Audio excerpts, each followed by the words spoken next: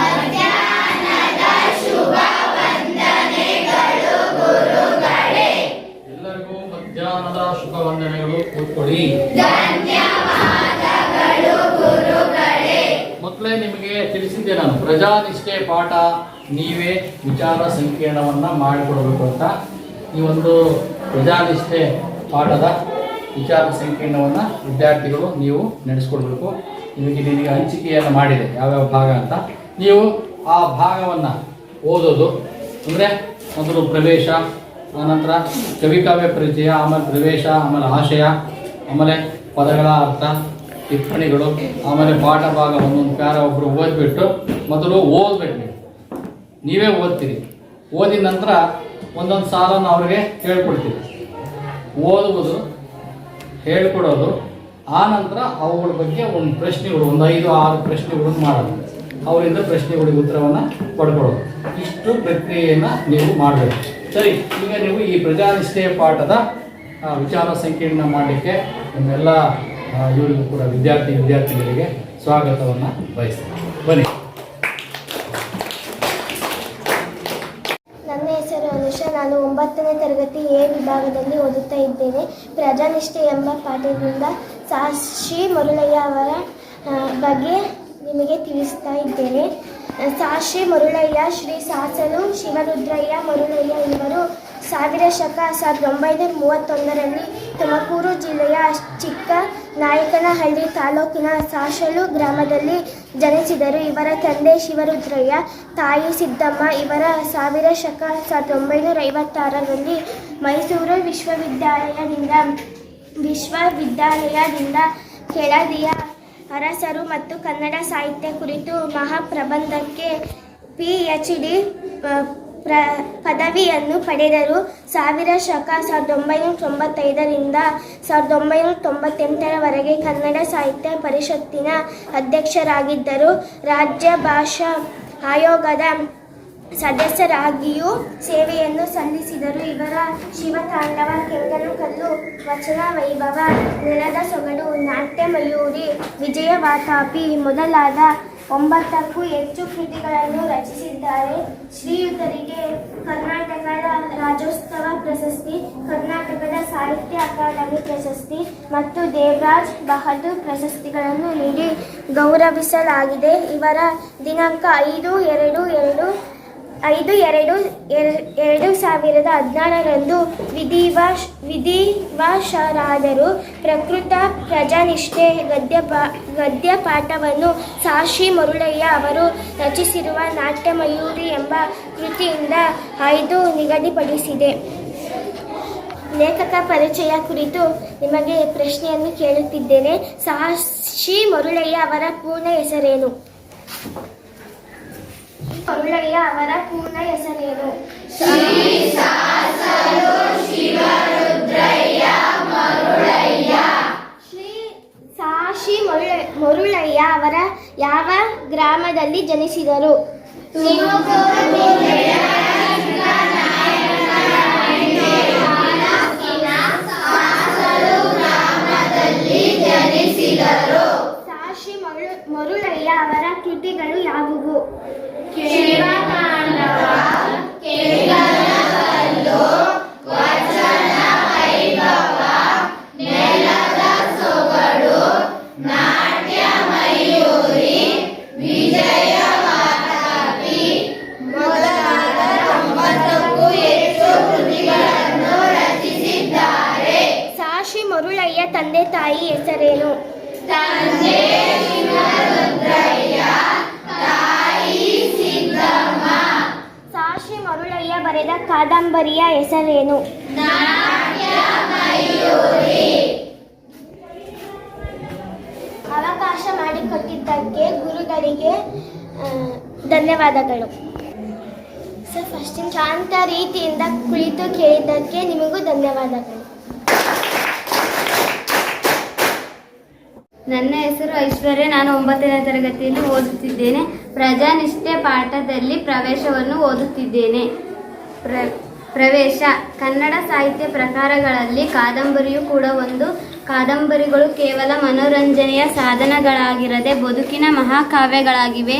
ಇದು ಮನುಷ್ಯನ ಬದುಕಿನ ರಹಸ್ಯವನ್ನು ಬಿಡಿಸಿ ತೋರಿಸುವ ಸಾಹಿತ್ಯ ಪ್ರಕಾರ. ಕೌಟುಂಬಿಕ, ಸಾಮಾಜಿಕ, ಐತಿಹಾಸಿಕ, ಪೌರಾಣಿಕ, ವೈಚಾರಿಕ, ಪತ್ಯಧಾರಿ ಇತ್ಯಾದಿ ವಿವಿಧ ಬಗೆಯ ಕಾದಂಬರಿಗಳನ್ನು ನೋಡಬಹುದು. B. Venkatacharya, Golwadi Venkataraya, Kerur Vasudevacharya, M. S. Puttanna, Kuvempu, Shivarama Karanth, Anakru Tarasu, Basavaraj Kattimani, Niranjana, S. L. Bhyrappa, P. Lankesh, G. V. Iyer, Triveni, M. K. Indira, Geetha Nagabhushan ಮೊದಲಾದ ಪ್ರಮುಖ ಕಾದಂಬರಿಕಾರರನ್ನು ಕನ್ನಡ ಕಾದಂಬರಿ ಸಾಹಿತ್ಯ ಕ್ಷೇತ್ರದಲ್ಲಿ ಹೆಸರಿಸಬಹುದಾಗಿದೆ. ಡಾಕ್ಟರ್ ಸಾಸಿ ಮರುಳಯ್ಯರವರು ನಾಟ್ಯ ಮಯೂರಿ ಕಿರಿ ಕಾದಂಬರಿಗಳನ್ನು ಹೊಯ್ಸಳ ಸಾಮ್ರಾಜ್ಯದ ಹೆಸರಾಂತ ದೊರೆ ವಿಷ್ಣುವರ್ಧನ ಹಾಗೂ ನಾಟ್ಯರಾಣಿ ಶಾಂತಲೆಯನ್ನು ಕುರಿತು ಬರೆದಿರುವುದಾಗಿದೆ. ಅದರಲ್ಲಿನ ಪ್ರಮುಖ ವ್ಯಕ್ತಿಯಾಗಿ ಕಾಣಬಹುದು. ಶಾಂತಲೆಯು ಪ್ರಜೆಗಳ ಮೇಲೆ ಇಟ್ಟಿರುವ ನಿಷ್ಠೆ ಹಾಗೂ ಕಾಳಜಿಯನ್ನು ಪ್ರಜೆಗಳು ಸ್ವಾರ್ಥರಹಿತವಾಗಿ ರಾಜ್ಯಾಭಿವೃದ್ಧಿ ಹಾಗೂ ರಾಜ್ಯ ಭಕ್ತಿ ತೋರುವುದನ್ನು ಈ ಪಾಠದಲ್ಲಿ ಕಾಣಬಹುದಾಗಿದೆ. ಈಗ ಪ್ರಶ್ನೆ ಉತ್ತರ ಕಾರ್ಯಕ್ರಮ. ಯಾವ ಸಾಹಿತ್ಯ ಪ್ರಕಾರಗಳಲ್ಲಿ ಕಾದಂಬರಿ ಕೂಡ ಒಂದು?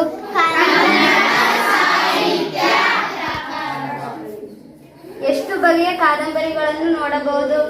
ಕೌಟುಂಬಿಕ, ಸಾಮಾಜಿಕ, ಐತಿಹಾಸಿಕ, ಪೌರಾಣಿಕ, ವೈಚಾರಿಕ, ಪತ್ಯಧಾರಿ ಇತ್ಯಾದಿ ವಿವಿಧ ಬಗೆಯ ಕಾದಂಬರಿಗಳನ್ನು ನೋಡಬಹುದು. ಡಾಕ್ಟರ್ ಸಾಸಿ ಮರುಳಯ್ಯರವರು ಬರೆದ ಕಾದಂಬರಿಯ ಹೆಸರೇನು? ಹೊಯ್ಸಳ ಸಾಮ್ರಾಜ್ಯದ ಹೆಸರಾಂತ ದೊರೆ ಯಾರಾಗಿದ್ದರು? ವಿಷ್ಣುವರ್ಧನ. ಕನ್ನಡದ ಪ್ರಮುಖ ಕಾದಂಬರಿಕಾರರು, ಅವರ ಹೆಸರೇನು? B. Venkatacharya, Golwadi Venkataraya, Kerur Vasudevacharya, M. S. Puttanna, Kuvempu, Shivarama Karanth, Anakru Tarasu, Basavaraj Kattimani, Niranjana, S. L. Bhyrappa, P. Lankesh, G. V. Iyer, Triveni, Indira, Geetha Nagabhushana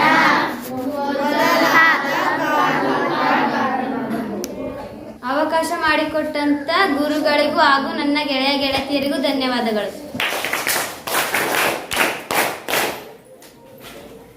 Bhoomika. ನಾನು 9ನೇ ತರಗತಿ ಎ ವಿಭಾಗದಲ್ಲಿ ಓದುತ್ತಿದ್ದೇನೆ. ಪ್ರಜಾನಿಷ್ಠೆ ಪಾಠದಿಂದ ಆಶಯ ಭಾವವನ್ನು ವಿವರಿಸುತ್ತಿದ್ದೇನೆ. ಆಶಯ ಭಾವ. ಹೊಯ್ಸಳ ವಂಶದ ಪ್ರಸಿದ್ಧ ದೊರೆ ವಿಷ್ಣುವರ್ಧನ, ಆತನ ಮಹಾರಾಣಿ ಶಾಂತಲಾದೇವಿ ಪ್ರಜಾಪ್ರೇಮಿಯಾಗಿದ್ದ ಈಕೆಯು ಒಮ್ಮೆ ಮಾರುವೇಷದಲ್ಲಿ ರಾಜ್ಯ ಸಂಸಾರ ಮಾಡುತ್ತಿದ್ದಳು.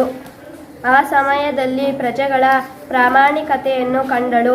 ಭೂಮಿಯಲ್ಲಿ ದೊರಕಿದ ಸಂಪತ್ತು ಪ್ರಜೆಗಳಿಗೆ ಸೇರಿದ್ದಾದ್ದರಿಂದ ಅದನ್ನು ಪ್ರಜೆಗಳಿಗಾಗಿಯೇ ಬಳಸಬೇಕು ಎಂಬ ಅಭಿಪ್ರಾಯದಂತೆ ದೇವಾಲಯ ನಿರ್ಮಾಣಕ್ಕೆ ಆ ಸಂಪತ್ತನ್ನು ಬಳಸಲು ಮಾಡಿದ ತೀರ್ಮಾನವನ್ನು ಈ ಪ್ರಜಾನಿಷ್ಠೆ ಎಂಬ ಪಾಠದಲ್ಲಿ ಕಾಣಬಹುದಾಗಿದೆ. ಈಗ ಪ್ರಶ್ನೆ ಉತ್ತರ. ಪ್ರಸಿದ್ಧ ದೊರೆ ಯಾರು?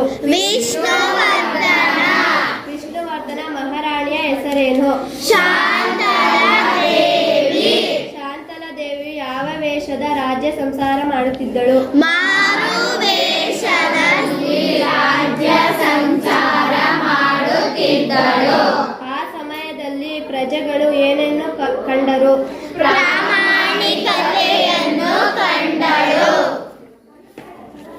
ನನ್ನ ಗುರುಗಳಿಗೂ ಹಾಗೂ ನನ್ನ ಸಹಪಾಠಿಗಳಿಗೂ ಧನ್ಯವಾದಗಳು. ನನ್ನ ಹೆಸರು ಹರ್ಷಿತಾ MS. ನಾನು 9ನೇ ತರಗತಿ ಓದುತ್ತಿದ್ದೇನೆ. ನಾವೀಗ ಪ್ರಜಾನಿಷ್ಠೆಯ ಪಾಠದ ಪದಗಳ ಅರ್ಥವನ್ನು ತಿಳಿಸಿಕೊಡುತ್ತಿದ್ದೇವೆ. ಕಿಸುರು, ಕೆಂಪು ಬಣ್ಣ. ಒಪ್ಪರಿಗೆ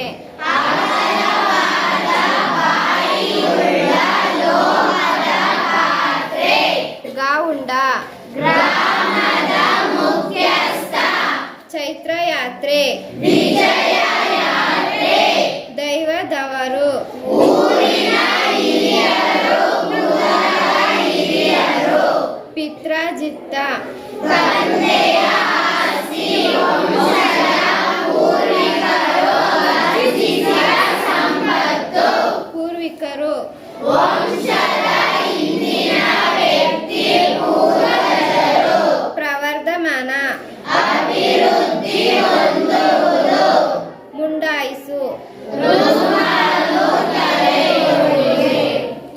ಧನ್ಯವಾದಗಳು.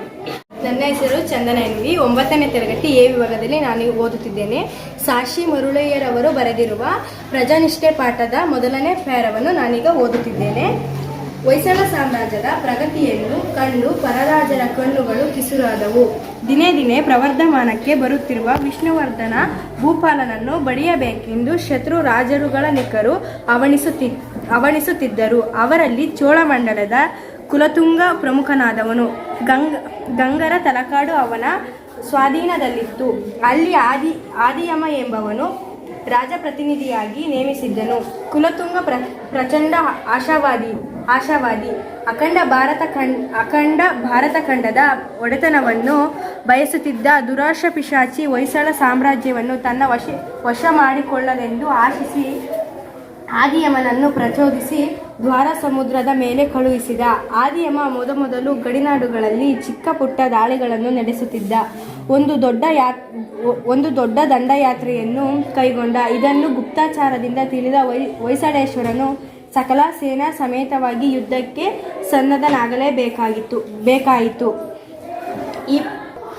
ಈ ಪ್ಯಾರದ ಪ್ರಶ್ನೋತ್ತರಗಳನ್ನು ನಾನೀಗ ನಿಮಗೆ ಕೇಳುತ್ತಿದ್ದೇನೆ. ಹೊಯ್ಸಳ ಸಾಮ್ರಾಜ್ಯದ ಪ್ರಗತಿಯನ್ನು ಕಂಡು ಯಾರ ಕಣ್ಣುಗಳು ಕಿಸುರಾದವು?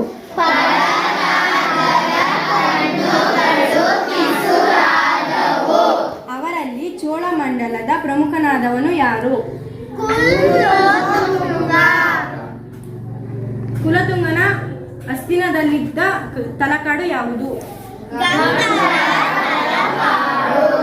ಅಖಂಡ ಭಾರತದ ಒಡೆತನವನ್ನು ಬಯಸುತ್ತಿದ್ದವರು ಯಾರು? ಆದಿಯಮನನ್ನು ಪ್ರಚೋದಿಸಿ ಯಾವ ಸಮುದ್ರದ ಮೇಲೆ ಕಳುಹಿಸಿದ?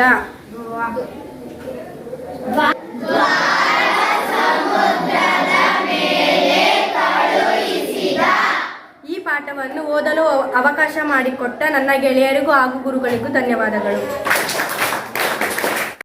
ನನ್ನ ಹೆಸರು KN ಧನುಶ್ರೀ. ನಾನು 9ನೇ ತರಗತಿ ಎ ವಿಭಾಗದಲ್ಲಿ ಓದುತ್ತಿದ್ದೇನೆ.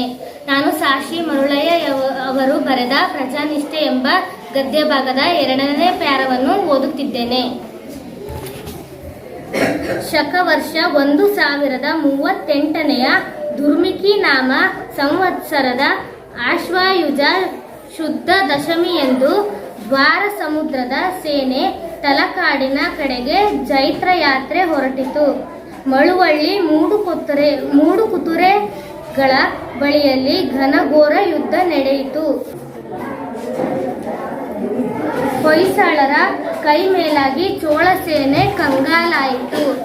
ಆದಿಯಾಮ ಯುದ್ಧದಲ್ಲಿ ಮಡಿದ. ಅವನ ಸತ್ತ ಸುದ್ದಿ ತಿಳಿಯುತ್ತಲೇ ಚೋಳ ಸೇನೆ ದಿಕ್ಕಾಪಾಲಾಗಿ ಓಡಿತು. ತಲಕಾಡ ಕೋಟೆ ಸುಲಭವಾಗಿ ವಿಷ್ಣುವರ್ಧನನ ಭೂಪಾಲನ ಕೈವಶವಾಯಿತು. ಸಮಸ್ತ ಸೇನೆಯು ತಲಕಾಡುಗೊಂಡನಿಗೆ ಜಯವಾಗಲಿ ಎಂದು ಜೈಕಾರ ಹಾಕಿತು. ಈಗ ನಾನು ಪ್ರಶ್ನೋತ್ತರವನ್ನು ಕೇಳುತ್ತಿದ್ದೇನೆ. ಎಲ್ಲಿ ಯುದ್ಧ ನಡೆಯಿತು?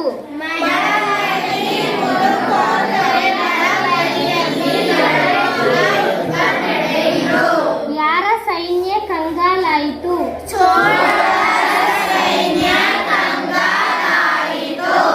ತಲಕಾಡ ಕೋಟೆ ಯಾರ ಕೈವಶವಾಯಿತು?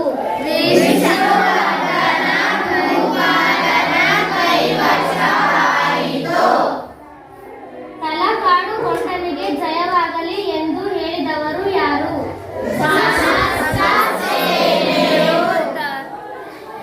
ಯಾರ ಸತ್ತ ಸುದ್ದಿ ಕೇಳಿ ಚೋಳರ ಸೈನ್ಯ ದಿಕ್ಕಾಪಾಲಾಗಿ ಓಡಿತು? ಆದಿಯಾಮ ಯುದ್ಧದ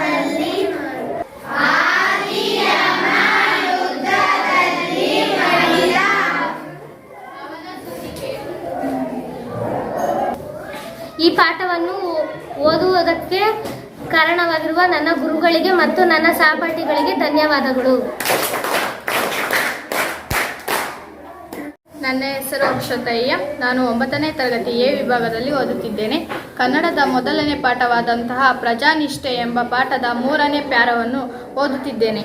ಹಲವಾರು ತಲಕಾಡು ನಗರವನ್ನು ಲೂಟಿ ಮಾಡಬೇಕೆಂದು ಇಚ್ಛಿಸಿದರು. ಆದರೆ ವಿಷ್ಣುವರ್ಧನ ಭೂಪಾಲ ಅದಕ್ಕೆ ಆಸ್ಪದ ಕೊಡಲಿಲ್ಲ. ಕೆಚ್ಚೆದೆಯ ಕಟ್ಟೆಳುಗಳೇ, ಇದು ನಮ್ಮ ವಿಜಯದ ದಿನವೆಂದು ತಿಳಿದು ಮೈಮರೆಯಬಾರದು. ಇದು ನಮ್ಮ ಸತ್ವ ಪರೀಕ್ಷೆಯ ಸಮಯವೂ ಹೌದು. ಆದ್ದರಿಂದ ಎಷ್ಟೇ ಸ್ಥಾನಮಾನ ಪದವಿ ಪ್ರಶಸ್ತಿಗಳು ಲಭಿಸಲಿಲ್ಲ, ಮಾನವನು ತನ್ನ ಮಾನವೀಯ ಗುಣಗಳನ್ನು ಮಾತ್ರ ಗಾಳಿಯಲ್ಲಿ ತೂರಿ ಬಿಡಬಾರದು. ಸೆರೆ ಸಿಕ್ಕ ಸೈನಿಕರ ಮೇಲೆ ದೌರ್ಜನ್ಯ ನಡೆಸುವುದು ಯೋಧ ಧರ್ಮ ಅಲ್ಲ. ಸೋತ ಸಾಮ್ರಾಜ್ಯವನ್ನು ಲೂಟಿ ಮಾಡುವುದು ಯುದ್ಧ ಧರ್ಮವಲ್ಲ. ಆ ಕಾರಣ ನಾವೆಲ್ಲರೂ ತಲಕಾಡವರನ್ನು ತಮ್ಮವರೆಂದು ತಿಳಿದು ನಡೆಸಿಕೊಳ್ಳಿ. ಅವರ ಮನೋಭೀತೆಯನ್ನು ದೂರ ಮಾಡಿ ಶಾಂತಿ ಸ್ಥಾಪನೆ ಮಾಡಿ. 4 ದಿನಗಳಾದ ಮೇಲೆ ರಾಜಧಾನಿಗೆ ಹಿಂದಿರುಗೋಣ. ಈಗ ಪ್ರಶ್ನೆಗಳು. ಮೊದಲನೇ ಪ್ರಶ್ನೆ, ಯಾವ ವಿಜಯದ ದಿನವೆಂದು ತಿಳಿದು ಮೈ ಮರೆಯಬಾರದು?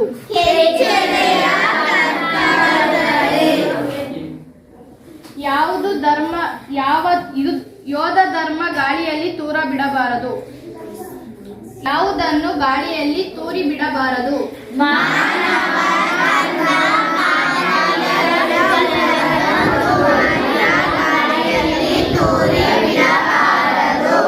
ಯಾವುದನ್ನು ಸ್ಥಾಪನೆ ಮಾಡಬೇಕು?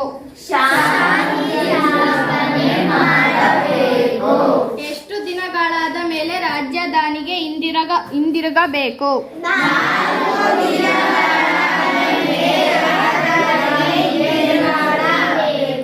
ಇಲ್ಲಿಯವರೆಗೂ ಎಲ್ಲರೂ ನನಗೆ ಹೇಳಲು ಅವಕಾಶ ಮಾಡಿಕೊಟ್ಟಂತಹ ನನ್ನ ಗುರುಗಳಿಗೂ ಹಾಗೂ ಎಲ್ಲ ನನ್ನ ಸ್ನೇಹಿತರಿಗೂ ಧನ್ಯವಾದಗಳು.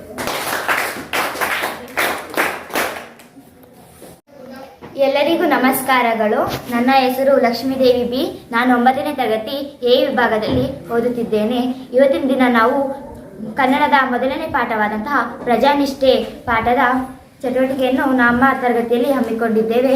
ಈ ಚಟುವಟಿಕೆಯಲ್ಲಿ ನಾನು ಪ್ರಜಾನಿಷ್ಠೆಯ ಪಾಠದ 4ನೇ ಪ್ಯಾರವಾದಂತಹ ಆ ಪ್ಯಾರದ ಬಗ್ಗೆ ಸ್ವಲ್ಪ ವಿವರಣೆ ಹಾಗೂ ಅದರ ಬಗ್ಗೆ ಕೆಲವೊಂದು ಪ್ರಶ್ನೆಗಳನ್ನು ನಿಮಗೆ ಕೇಳುತ್ತೇನೆ. ಪ್ರಜಾಪಾಲಕನಾದ ವಿಷ್ಣುವರ್ಧನ ಭೂಪಾಲನ ಮಾತುಗಳು ಎಲ್ಲರಿಗೂ ಹಿಡಿಸಿತು. ಅವನ ಇಚ್ಛೆಯನ್ನು ಮಹಾಮಂತ್ರಿ ಗಂಗರಾಜರು ಹಾಗೂ ದಂಡಾಧೀಶ ತುಂಗದೇವನು ಅನುಮೋದಿಸಿದರು. ಇತ್ತ ರಾಜಧಾನಿಯಲ್ಲಿ ಸಂರಕ್ಷಕಳಾಗಿ ನಿಂತಿದ್ದ ದೇವತೆ ಎಂದರೆ ಮಹಾರಾಣಿ ಶಾಂತಲಾದೇವಿ. ಅವಳಿಗೆ ನೆರವು ನೀಡುವುದಕ್ಕೆ ನೇಮಿತನಾಗಿದ್ದವನು ಯುವರಾಜ ಕುಮಾರ ಉದಯಾದಿತ್ಯ. ಯುದ್ಧಕ್ಕಾಗಿ ಸಮಸ್ತ ಸೇನೆಯೂ ರಾಜ್ಯದಿಂದ ದೂರ ಹೋದಾಗ ಪಕ್ಕದ ಪಾಳೆಗಾರರು ದುಷ್ಟರು ದೊಂಬಿ ಹೇಳುವುದು ಸಹಜ. ಆದರೆ ಮಹಾರಾಣಿಯವರು ದಂಡವನ್ನು ಹಿಡಿದು ಕುಳಿತಿರುವುದನ್ನು ಕೇಳಿದ ಕೂಡಲೇ ಯಾವ ಗದ್ದಲವೂ ಕೇಳಿಬರದಾಯಿತು. ಮಹಾರಾಣಿ ಪರಿಸ್ಥಿತಿಯನ್ನು ಗೂಢಚಾರರಿಂದ ತಿಳಿಯುತ್ತಿದ್ದಳು. ಆಗಾಗ ತಾನೂ ವೇಷ ಮರೆಸಿಕೊಂಡು ದೇಶದ ಒಳಭಾಗದಲ್ಲಿ ಸಂಚರಿಸಿ ಬರುತ್ತಿದ್ದಳು. ಈ ಒಂದು ಪ್ಯಾರದ ಅರ್ಥ ಏನಪ್ಪ ಅಂದರೆ, ಪ್ರಜಾಪಾಲಕನಾದ ವಿಷ್ಣುವರ್ಧನ ಭೂಪಾಲನ ಮಾತುಗಳು ಎಲ್ಲರಿಗೂ ಹಿಡಿಸುತ್ತದೆ. ಅವನ ಇಚ್ಛೆಯನ್ನ ಮಹಾಮಂತ್ರಿಗಳಾದ ಗಂಗರಾಜರು ಹಾಗೂ ದಂಡಾಧೀಶರಾದಂತಹ ತುಂಗದೇವನಿಗೆ ಕೂಡ ತಿಳಿಸುತ್ತಾರೆ. ಇತ್ತ ರಾಜಧಾನಿಯ ಸಂರಕ್ಷಕಳಾಗಿ ನಿಂತಿದ್ದ ದೇವರು ಅಥವಾ ದೇವತೆ ಯಾರಪ್ಪ ಅಂದರೆ ಮಹಾರಾಣಿ ಶಾಂತಲಾದೇವಿ. ಮಹಾರಾಣಿ ಶಾಂತಲಾದೇವಿಗೆ ನೆರವು ನೀಡುವುದಕ್ಕಾಗಿ ನೇಮಿತನಾಗಿದ್ದವರು ಯುವರಾಜ ಕುಮಾರ ಉದಯಾದಿತ್ಯ. ಯುದ್ಧಕ್ಕಾಗಿ ಸಮಸ್ತ ಸೇನೆಯು ರಾಜ್ಯದಿಂದ ದೂರ ಹೋದಾಗ, ಅಂದರೆ ಇವಾಗ ಯುದ್ಧ ಮಾಡೋದಕ್ಕೋಸ್ಕರ ಸಮಸ್ತ ಸೇನೆ ಎಲ್ಲ ಸೇನಾ ಸೇವಕರು ಸಹ ಯುದ್ಧಕ್ಕೋಸ್ಕರ ರಾಜ್ಯದಿಂದ ದೂರ ಹೋಗ್ತಾರೆ. ಅವಾಗ ರಾಜ್ಯದ ದೂರ ಹೋದಾಗ ಪಕ್ಕದ ಪಾಳೆಗಾರರು ಹಾಗೂ ದುಷ್ಟ ದುಂಬಿ ಹೇಳುವುದು ಸಹಜ. ಆದರೆ ಮಹಾರಾಣಿ ಶಾಂತಲಾದೇವಿ ದಂಡವನ್ನು ಹಿಡಿದು ಕುಳಿತಿದ್ದಳು ಎಂಬ ವಿಷಯನ್ನು ಕೂಡಲೇ ಕೇಳಿದ ತಕ್ಷಣವೇ ಯಾವ ಗದ್ದಲವೂ ಸಹ ಬರದಾಯಿತು. ಮಹಾರಾಣಿ ಅಲ್ಲಿನ ಪರಿಸ್ಥಿತಿಯನ್ನು ಗೂಢಚಾರ್ಯರಿಂದ ತಿಳಿದುಕೊಳ್ಳುತ್ತಿದ್ದಳು. ಅವಳು ಸಹ ಒಂದೊಂದು ಸಾರಿ ವೇಷಮರಿಸಿಕೊಂಡು ದೇಶದ ಒಳಗೆ ಹೋಗಿ ಅಲ್ಲಿ ಪ್ರಜೆಗಳ ಪರಿಸ್ಥಿತಿಯನ್ನು ನೋಡುವುದಕ್ಕೋಸ್ಕರ ವೇಷಮರಿಸಿಕೊಂಡು ದೇಶದಲ್ಲಿ ಸಂಚಾರ ಮಾಡುತ್ತಿದ್ದಳು. ಈ ಒಂದು ಪ್ಯಾರದ ಮೇಲೆ ನಿಮಗೆ ಕೆಲವೊಂದು ಪ್ರಶ್ನೆಗಳನ್ನು ಕೇಳುತ್ತೇನೆ. ಮೊದಲನೇ ಪ್ರಶ್ನೆ, ಯಾರ ಮಾತು ಎಲ್ಲರಿಗೂ ಹಿಡಿಸಿತು?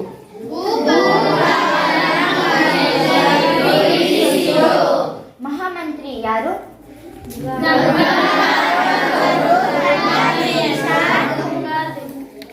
ದಂಡಾಧೀಶರಾಗಿ ಯಾರಾಗಿದ್ದರು?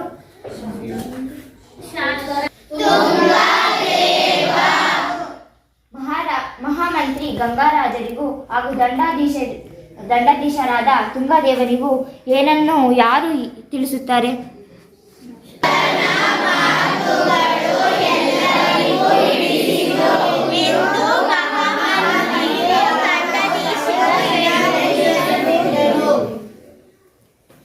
ರಾಜಧಾನಿಯಲ್ಲಿ ಸಂರಕ್ಷಕಳಾಗಿ ನಿಂತಿದ್ದ ದೇವತೆ ಯಾರು? ಮಹಾರಾಣಿ ಶಾಂತಲಾದೇವಿಗೆ ನೆರವಾಗಿದ್ದವರು ಯಾರು?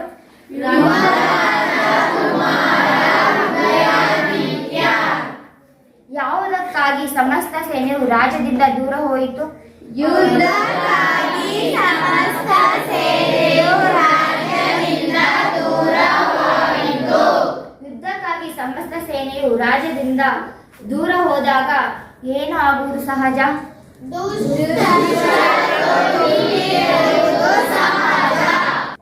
ಏನು?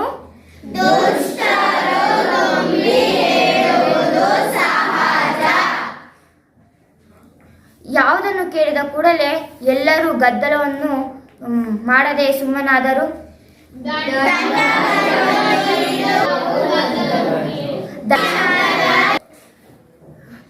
ರಾಜಧಾನಿಯ ಪರಿಸ್ಥಿತಿಯನ್ನು ಯಾರ ಸಹಾಯದಿಂದ ಮಹಾರಾಣಿ ತಿಳಿಯುತ್ತಿದ್ದರು?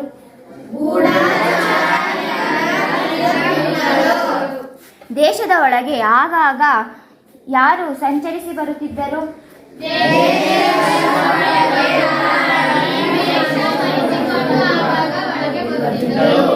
ಮತ್ತೊಂದು ಸಲ ಹೇಳಿ.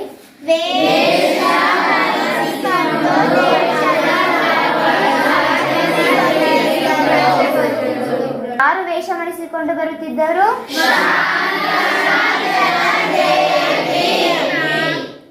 ಮಹಾರಾಣಿ ಶಾಂತಲಾದೇವಿ ಬರುತ್ತಿದ್ದಳು.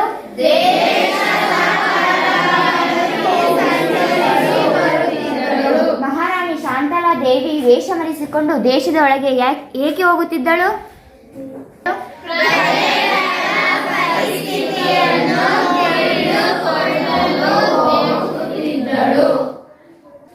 ಇಲ್ಲಿಯವರೆಗೂ ನನಗೆ ಈ ಒಂದು ಪ್ಯಾರದ ಬಗ್ಗೆ ತಿಳಿಸಿಕೊಡುವುದಕ್ಕೆ ಕಾರಣವಾದಂತಹ ನನ್ನ ನೆಚ್ಚಿನ ಗುರುಗಳಾದಂತಹ ಹಾಗೂ ನನ್ನ ಸಹಪಾಠಿಗಳಿಗೂ ಸಹ ಧನ್ಯವಾದಗಳು. ಇದುವರೆಗೂ 9ನೇ ತರಗತಿಯ ಎಲ್ಲ ವಿದ್ಯಾರ್ಥಿನಿಯರು ಪ್ರಜಾನಿಷ್ಠೆಯ ಪಾಠವನ್ನು ವಿಚಾರ ಸಂಕಿರಣದ ಮೂಲಕ ನಡೆಸಿಕೊಟ್ಟಿದ್ದಾರೆ. ಎಲ್ಲರೂ ಬಹಳ ಅಚ್ಚುಕಟ್ಟಾಗಿ ಪಾಠವನ್ನು ಓದಿ ಮೊದಲು ಕವಿಕಾವ್ಯ ಪರಿಚಯ, ಪ್ರವೇಶ, ಪೀಠಿಕೆ, ಆಮೇಲೆ ಪ್ಯಾರವನ್ನು ಓದ್ಬಿಟ್ಟು ಬಹಳ ಪ್ರಶ್ನೋತ್ತರಗಳನ್ನು ಚೆನ್ನಾಗಿ ನಡೆಸಿಕೊಟ್ಟಿದ್ದೀರಿ. ನಿಮ್ಮೆಲ್ಲರಿಗೂ ಹೃತ್ಪೂರ್ವಕವಾದ ಧನ್ಯವಾದಗಳು. ಇನ್ನು ಮುಂದಿನ ಪ್ಯಾರಗಳನ್ನು ಮತ್ತೆ ಉಳಿದವರಿಗೆ ಹಂಚ್ತೀನಿ. ಅವ್ರು ಮತ್ತೆ ನೀವು ಆ ಪಾಠವನ್ನು ಮುಂದುವರಿಸಬಹುದು. ಓಕೆ, ಧನ್ಯವಾದ.